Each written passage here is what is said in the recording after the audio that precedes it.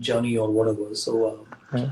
I'm thankful that I am in that space. That's all I can say right now. And to answer your question specifically, you don't need to fall in love every day. Just once is enough. Yeah. No, totally, I agree with you because the kind of realistic emotions you have got through your films, sir, like you said, Vinatayandi Varuvaya or Nidane and Ponvasapan. Nidane and Ponvasapan, the whole variations of the emotions with the hero, I mean, with the protagonist and the heroine, I feel like it is so realistic. It's like any human can relate to that because it's happening in their lives. So that's pretty tricky and it's pretty too direct, I can say. No, I think But and also thank you for. especially about Nidana and Purnasnam, I think a lot of people who experience something like that really got it. I think a lot more Yeah. women like the film than men. It is not a big commercial success as it was, but hardly doesn't matter. We didn't spend like a pound on the film for the producers to lose any money or anything like that. But it's a story that when I read, I thought it had to be told, and I sort of tried to own it and make it the way that I wanted to. So yeah.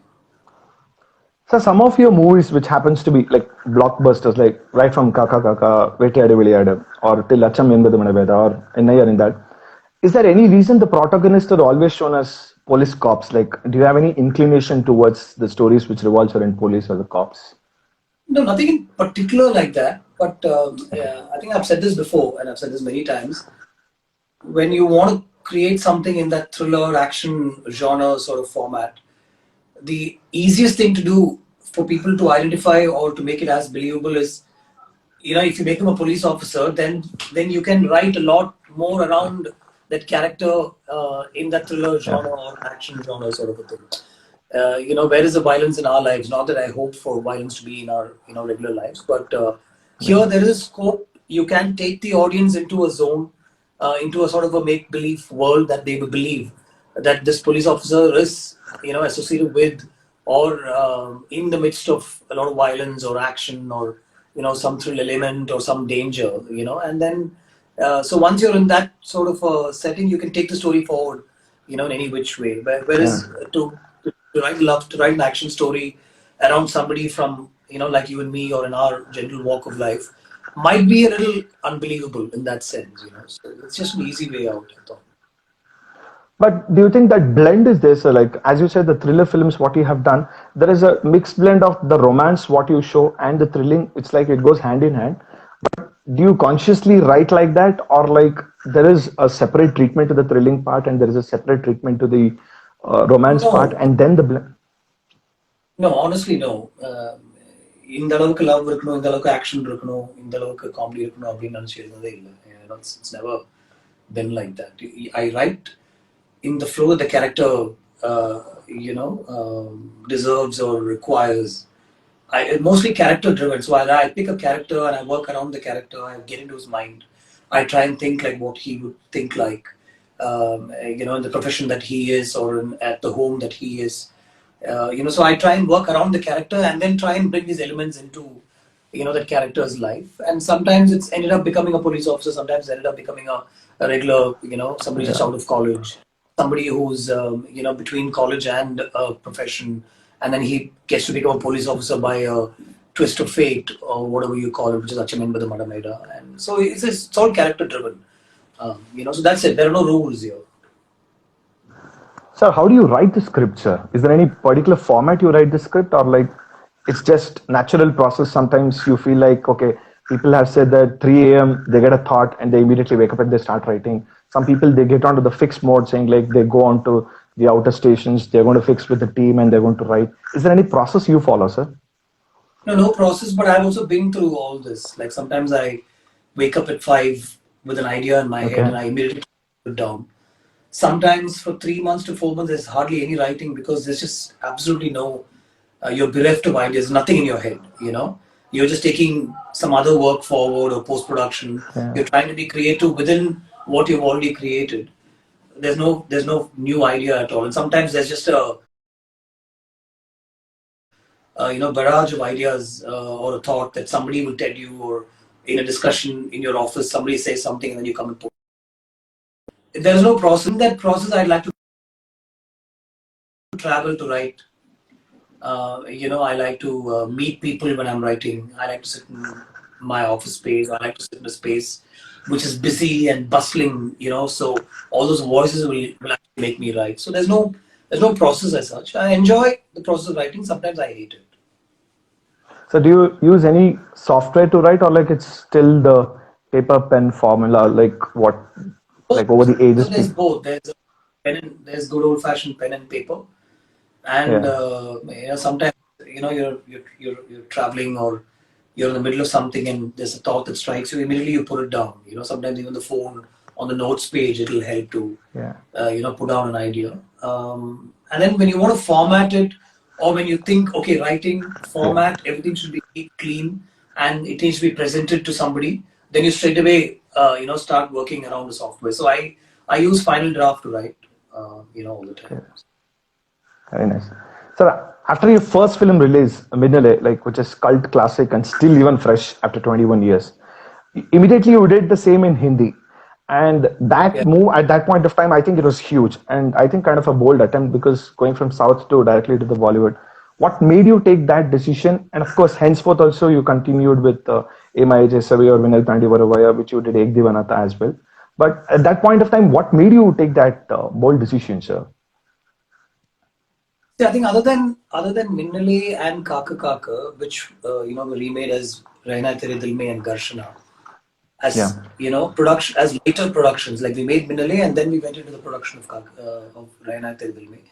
Likewise, Kaka Kaka was made and then we made Garshana like almost a year later. So other than these two films, all the other sort of remakes were all made simultaneously. So I can't call them remakes.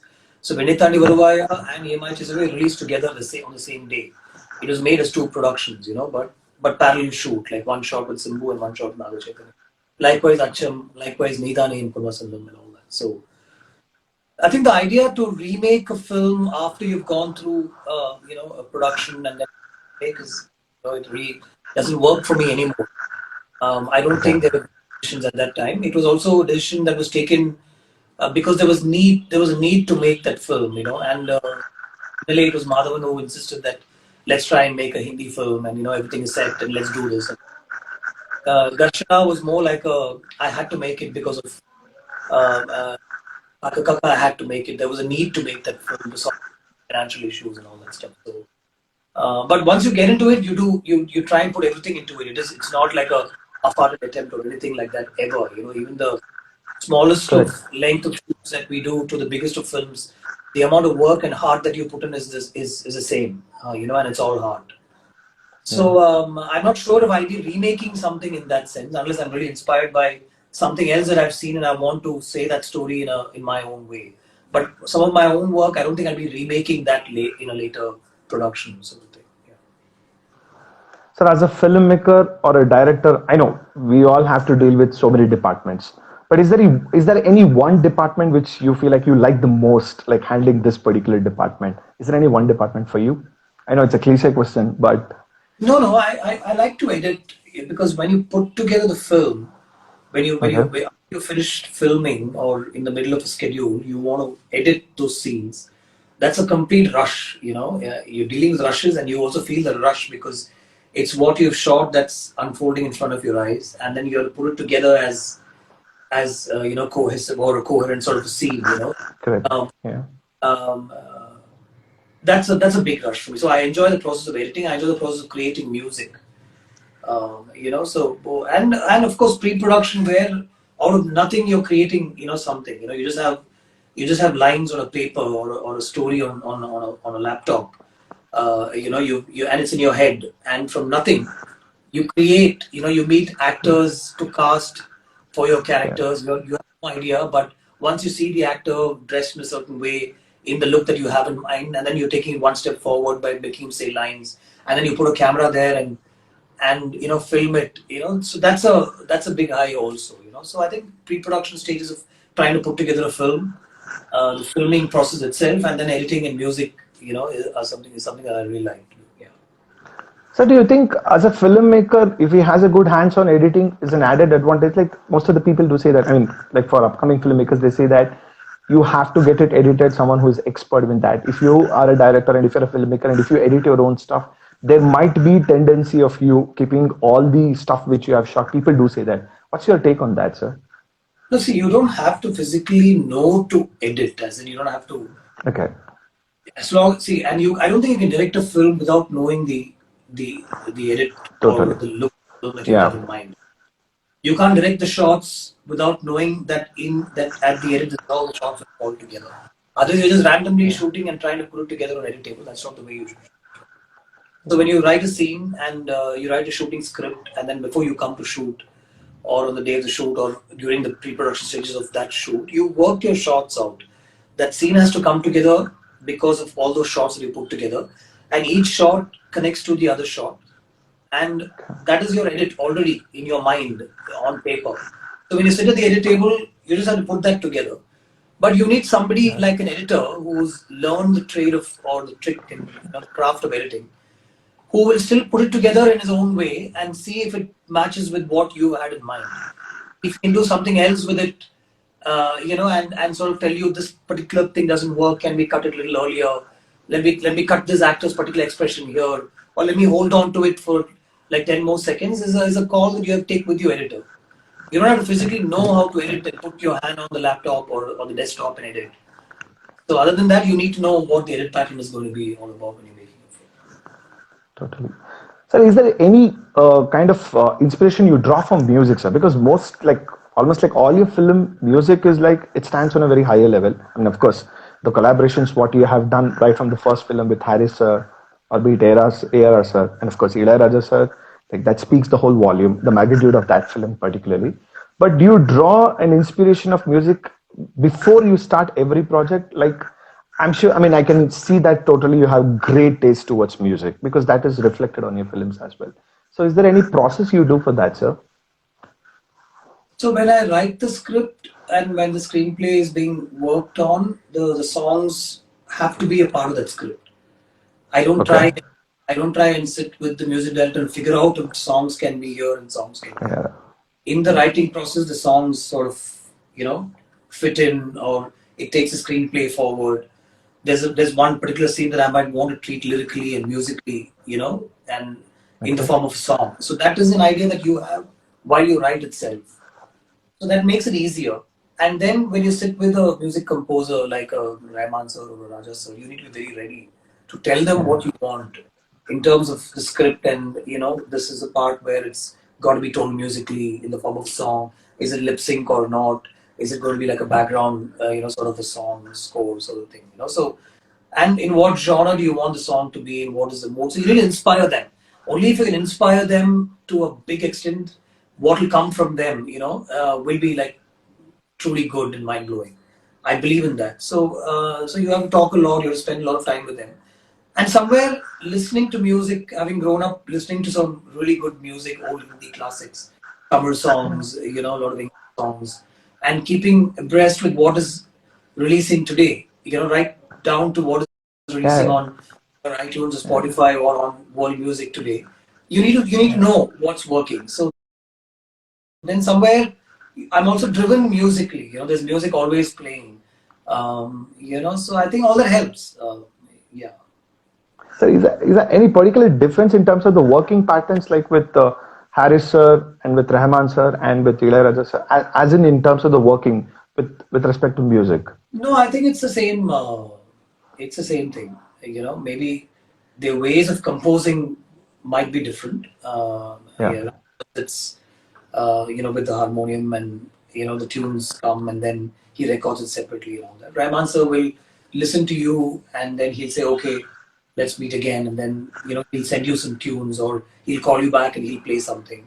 With Harris, it's again on the piano or on the keyboard. You sit with him, and he starts composing you, and you kind of see a tune, you know, coming out from that, and you grab onto a pallavi and you grab Yeah. onto. Yeah. I worked a lot with Karthik, also the singer, and it's a Yeah. very Yeah. interactive process. We keep talking about world music, or we keep talking about old Rajasa songs, and then we grab from that and try and make something, completely different. But somewhere you'll find a connect or some thread, So it's always been like that. So it's a very interesting process of making music, actually making songs. So, do you see any challenges or differences, like while you direct a film or like an OTT, like it's completely like a series, like Do you see any difference? Of course, No, other than the length. the work that you put in, the filming technique, whether it's an ad film or a short film or a music video or a feature film, I think it's the same. It's all hard. You put in a lot of effort. The biggest crews work on even the smallest of films that I've made, in terms of music videos and stuff like that. So, just in terms of the audience that you're catering to, and Yeah. maybe the story that you want to tell, differs in every project or in every work. Otherwise, it's the same thing. This particular story that I want to tell has to be told a certain way. It has to have a midpoint at a certain point, and a certain kind of a midpoint. It has to end here. It differs from story to story. Otherwise, the process, the effort, Is the writing, it's all the same. But directing a biopic is completely different. Do you think, sir? Any challenges like what you did with Queen? So that was a completely a different ballgame altogether. But of course, in terms of the cinematic making and all, like that was GVM's touch was there. But in terms of the script, do you think there was any challenge? There were any challenges? No, so the script takes care of those challenges. Like it's going to come out on an OTT sort of platform. So the writing took care of that, and then when you go into filming, you don't have to really rush through your the timing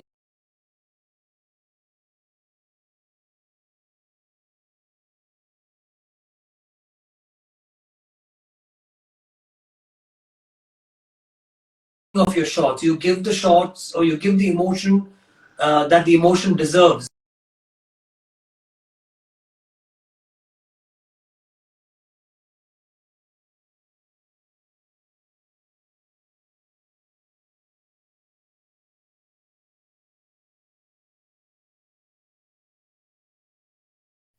Can you hear me? I think there's some. We lost you. Yeah. Can you see? Can you? Am I audible, sir? Yes, Gautam, sir. Yep. Okay. Sorry. I think there was some network issue. we're good now, right? I can hear you. I can see you. I Okay. don't know if you can see. Yeah, I can see you, sir. I can see you. I can hear you as well. So you were saying something about, like you were saying about that biopic. Actually, I think I had to cut you over there on the half only because of the No, network. I was just saying that the filming process was a huge relief because we the emotions were filmed with what the emotion actually deserves. We didn't have to worry about 2.5 hours, a theater, a crowd Yeah, that might be yeah, restless. So let's shoot this particular emotion faster than normal and all that stuff. Here we shot the way the emotion needed to be picturized or filmed, so that it can yeah, reach the audience a certain way. So it was a huge relief in that sense. You know what I'm saying, right? There are yeah. different Yes, ways sir. of filming a particular dialogue or an emotion. If you're taking a feature film and 2 hours inside the theater, there's always these thoughts in your head that the audience will This. get restless. If it's a long drawn shot, then you might have to cut the shot and all that stuff. But here, you don't worry about all that because you know this is going into a audience that will generally watch it over their phones or at home on their TVs and stuff, and they're a little more relaxed in that sense. So you film the emotion with the way that it deserves to be filmed. Yeah. Right.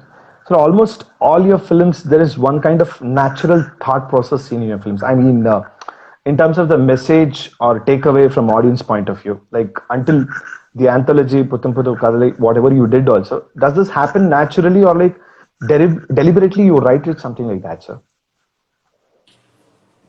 With reference to Puttam Pudukale, it was a script that was given to me, by Okay. the writer Reshma, and Okay. she said to sort of take this forward. So can you direct it? So then you have when you direct material that's coming at you or it's written by somebody else, you need to own it.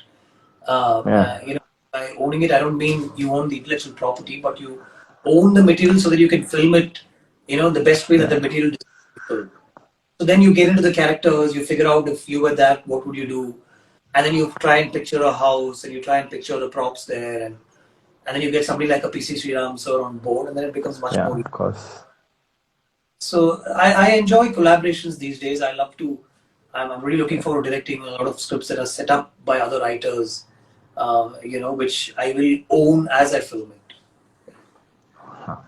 This question, I got maximum number of questions like when I announced saying like I'll be doing this session, because most of them asked me, it's like, how do you choose heroines or characters for your films, sir?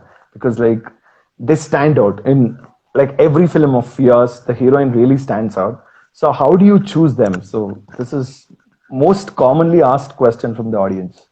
Well, if they stand out, then I just have been lucky, I must say. I think so. There is a process, but then it's also the vibe that I feel with everybody, not just the or the actors. Yeah, of course, It's yeah, yeah, actors, all the technicians. Yes, the most important decision to take is the cinematographer of film. While you yeah, finish a project, you have to fix on who will film this, who will be your cinematographer, right?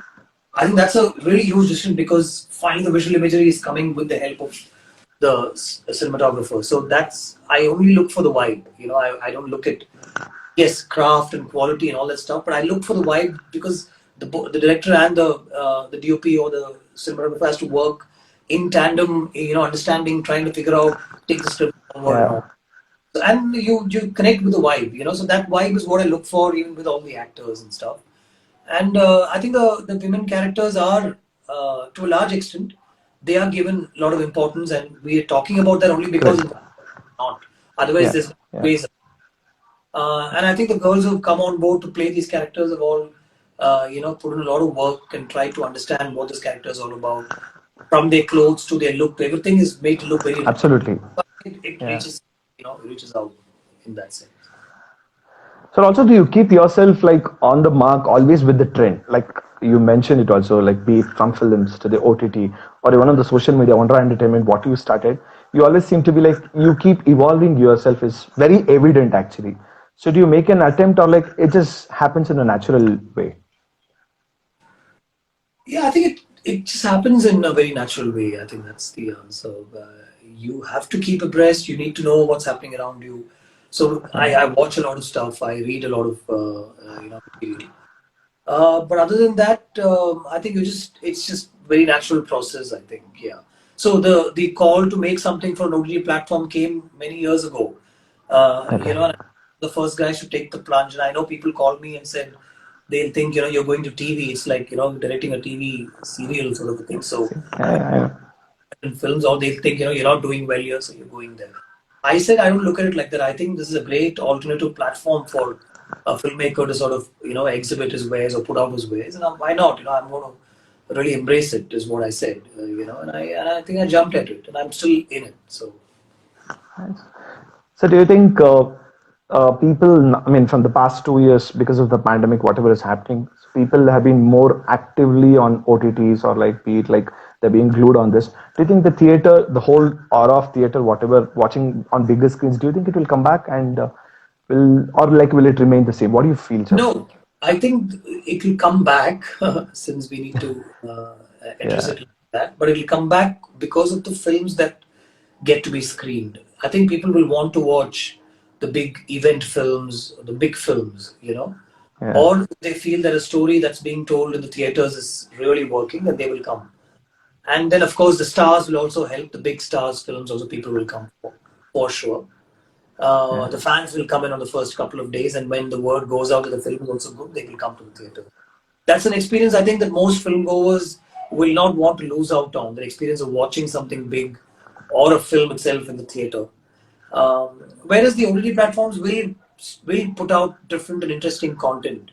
If there's a story that you feel will not work in the theaters because of the star factor and the audience factor, you can sort of try and get to meet the bosses at the OTTs and try and so there's also a quality check sort of that's done, Correct.